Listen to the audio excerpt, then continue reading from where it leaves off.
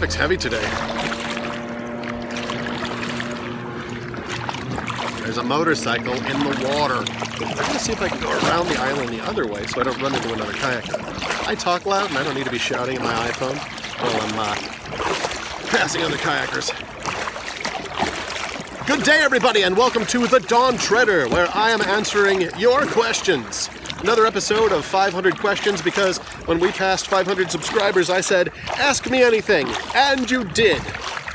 Well, some of you did. Some people just sent in reminders that they hate me, and I deleted those, because shut up, that's why. Woo! Someone's got the wave runner out. Let's take a look at today's questions. Shawn. Hi, Shawn. Shawn says, what are your views on certain topics? Oh, Shawn's got a bunch of cans of worms to open up. Here we go. The Rapture and 7-Year Tribulation. I don't know. This is one of those things that theology nerds fight about, and you're welcome to. Not my wheelhouse. But just to show you where I'm coming from, I listened to a debate once between pre-trib, mid-trib, and post-trib pastors. And the first guy did his presentation, and I was like, wow, that sounds reasonable. That guy is so right. And then the next guy gave his, and I was like, that sounds so reasonable. That guy is so right. And the third guy got his, and I'm like, okay, everybody sounds reasonable. It sounds like everyone's right. I don't know. But like the flat earth, I realize that this is a topic that's real important to some people, but it's just not something that I see the importance in. Because whether Jesus comes back tomorrow or 1,000 years from now, whether, he reigns 1,000 years and then we get raptured, or we get raptured first and then he reigns 1,000 years, I don't see how any of that really directly affects me or us or what I'm doing. I'm not saying there's not things that can be learned from the book of Revelation. There's a lot of things you can learn from the book of Revelation, but I don't think your particular interpretation of what's going to happen in the future is really all that important to what you're doing now. Like, I'm still going to tell you Jesus loves you. And if at some point I disappear from my kayak and I'm just gone, the hat's still here, maybe I got raptured. But I don't know what's going to happen, so I don't have that debate. I'm willing to hear what people have to say, but I just don't see the importance of sinking into it. So if you do, you, man. The prosperity gospel. Prosperity gospel is not a gospel at all. And Joel Osteen, man, he's very, encouraging, but just a filthy lying huckster. And I've actually seen him say that he refuses to talk about sin. And I'm like, dude, if you're not talking about sin, then what's the gospel? What is Jesus saving you from? What are you being forgiven for?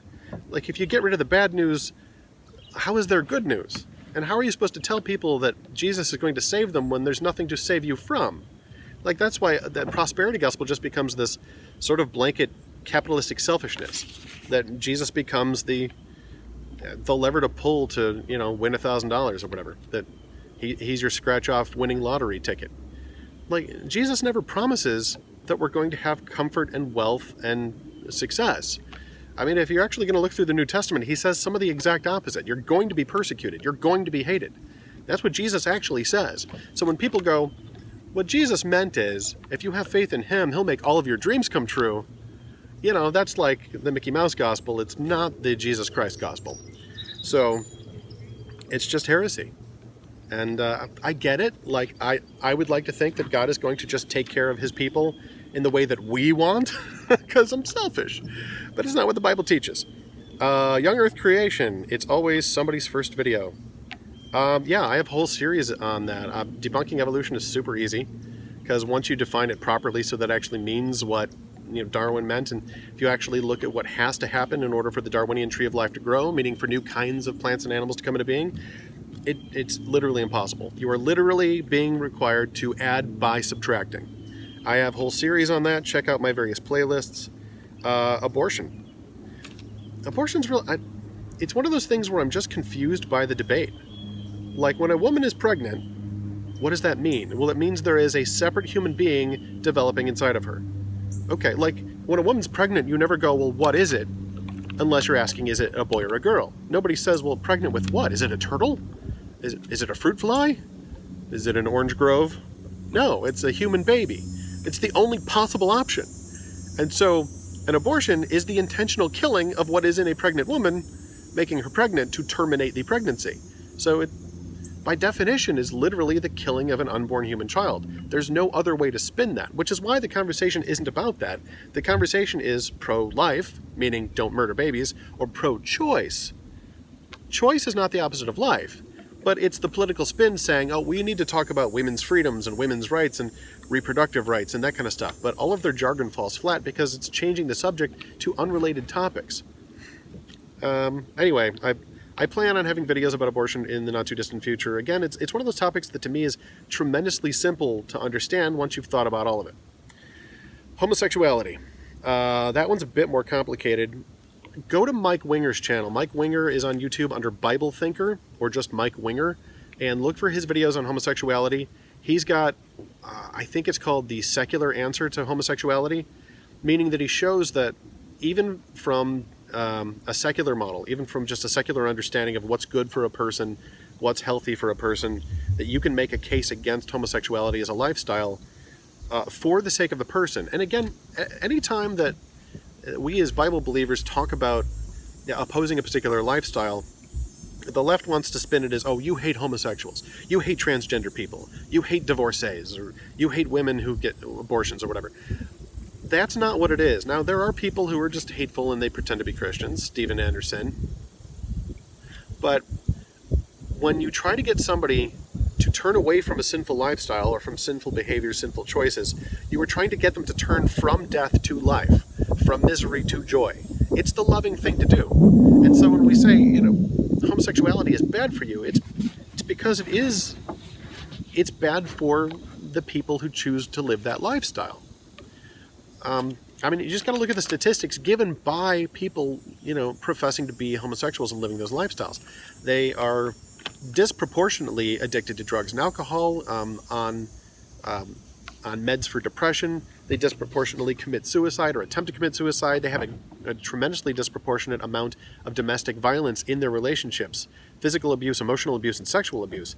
And so, you don't even have to get to the point where you're like, well, let's see what the book of Leviticus says. It's just, this relationship comes with baggage of violence and self-loathing, which is why I think they have to have a parade every year. Because if you're not constantly surrounded by people saying, yes, that's the real you, that's what you should be doing, I think eventually you figure it out. Which again, I think is why they have such a high percentage of depression and suicide. It's not because of external pressure. It's not because of external rejection, especially now, where it's like a career plus to be gay today in America. But I think that just comes from their innate understanding of it sort of violates God's creation and what they're intended to be. Same thing with transgenders. The transgenders commit suicide vastly more than anybody else, and it's not because they're getting more hate and oppression than anybody else, but it's because, being transgender, you are looking at your own body and rejecting what you see. When you start off with that premise, I don't know how much self-esteem you can have at that point. I don't know how pretty of a dress you have to put on to convince yourself that you're really living your best life now. I feel like if you look at your own actual biological body and hate what you see so much that you pretend that it's different, that you pretend you're a different gender, and insist other people tell you that same lie, you're already unhappy with yourself. And when people play along and lie with you, I feel like they're reinforcing what you hate about yourself, and it's the people who support those lifestyles and support the whole transgender movement which actually push those people into suicide. That's just my opinion. I haven't got a whole lot of research to go with it, but that's how it feels. All right, I need to give more concise answers because you got a bunch more of these. Islam. If you want to learn Islam, go to David Wood's channel, Acts 17 Apologetics. Start with Islamicize Me. Him and John McCrae and Vocab Malone made a great video series, which is very, very funny. Actually, it's on Vocab Malone's channel right now. He's releasing the special edition of it, where they go through the Islamic sources and show you what is it like to follow the teachings of Muhammad. But again, David Wood and Sam Shamoun do a lot of teaching on that. In short, Islam is not compatible with Christianity. A lot of people are like, how about Chrislam? Aren't they all just Abrahamic religions? Don't they worship the same God? No. The God of Islam is absolutely not the God of the Bible. And there's a long list of reasons why. The short version is Jesus. That what is taught about Jesus in Islam is absolutely 100% incompatible with Christianity and many other things too. Let's see, the Nation of Israel and Replacement Theology. Wow, this is going to be a long video. The Nation of Israel and Replacement Theology. I think there are passages in the Bible that talk about Israel in terms of the spiritual children of Abraham, or the descendants of Abraham, or the children of Abraham in a spiritual sense, meaning those who are the people of God. And just as there were people like Ruth, who was a Moabite, she got adopted into the family of Israel and actually is one of the ancestors of Jesus. She was not a blood-born Israelite, but she was, adopted into the family and was considered a Jew by all practical means. And I think, in a sense, the church, as they are adopted into the family of God, become the children of Abraham and become sort of Jewish in that sense. That said, I think there is also a clear distinction between the church and the nation of Israel, or the Jewish people, or the biological descendants of Abraham. And so you have to consider what's being talked about and what verse you're looking at in the Bible if you're talking about discerning the Bible. So I certainly would not be a hardline replacement theology person, but in terms of the way that the Bible uses metaphor, there's something to be said for it in certain passages. KJV only. God bless them. There's a lot of people who really think they mean well that are just making bad arguments. I've watched King James Version only people make arguments that I'm like, this argument's so bad you'd think an atheist came up with it. It's one of the best examples was Steven Anderson debating James White, where when they got to the end of the conversation, James White is sitting there saying, "You're literally making my argument for me right now." And he was. Steven Anderson, in trying to defend the King James only position, is literally arguing James White position. It just shows how absurd it is trying to defend that. And there's a laundry list of reasons why. But look, we have tens of thousands of pieces of manuscript for the Bible. We have really old copies of a lot of the books, a lot of the fragments, letters from church fathers. We know what the original Bible said, such that Bart Ehrman, a professional skeptic whose entire career is based on attacking the New Testament, he said, we 99.9% know what the original document said. We can be almost 100% certain that we know what the original document said. So, you know what?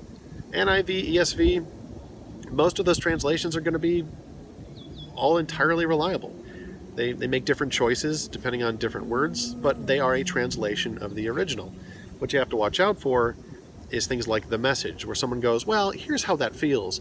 Or there's another, can't even call it a translation, but there's some guy who just by himself has decided to write his own version of the Bible, and it is way off base. It's like he wants to be a poet, and he's adding all kinds of frou-frou nonsense, but he's not sticking to doctrine, he's not sticking to the original concepts, he's adding, huge chunks of verses here and there and removing others. So you got to pay attention to that, but I go with the ESV or the NIV. CSB is fine. Global warming. This is too long to get into.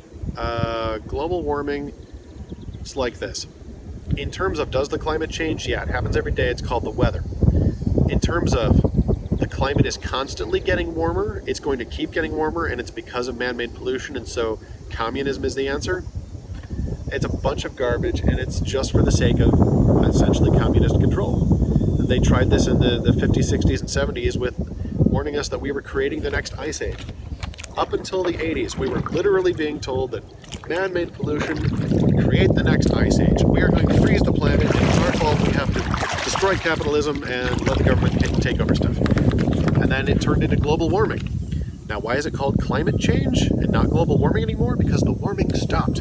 For 20 years, we didn't have consistent warming. We just hey, here's a hurricane. We'll blame that on climate change. But when you look back over the past century of data, we're like, well, we kind of expected a hurricane there. It happens. It happens frequently. So the whole thing has just been used as a political weapon. There's not a lot of science behind it. And the science, even taken to the most extreme, says, you know what, in 500 years, the ocean levels will have risen an inch. Or, maybe several centimeters.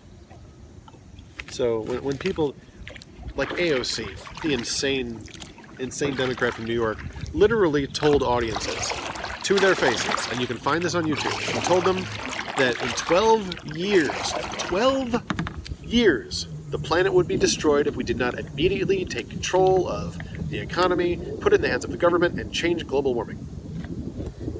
And then like a year later, she was like, I was just kidding.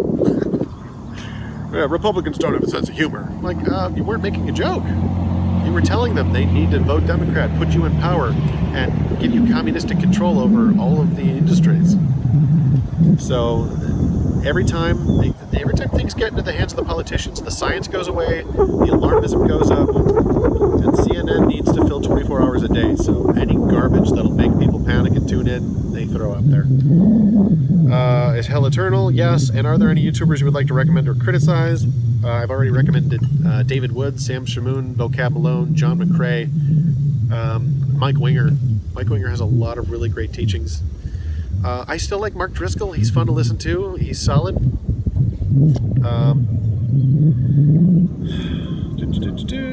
You have a comment at the bottom I'm reading right now. Dope. All right, Shawn, that was a really long collection of questions and an even longer collection of answers for me, but thanks for writing in. I appreciate that. Thanks all you guys for watching. Feel free to leave me comments and questions of your own. Thanks for liking, commenting, and subscribing. And remember, my friends, Jesus loves you.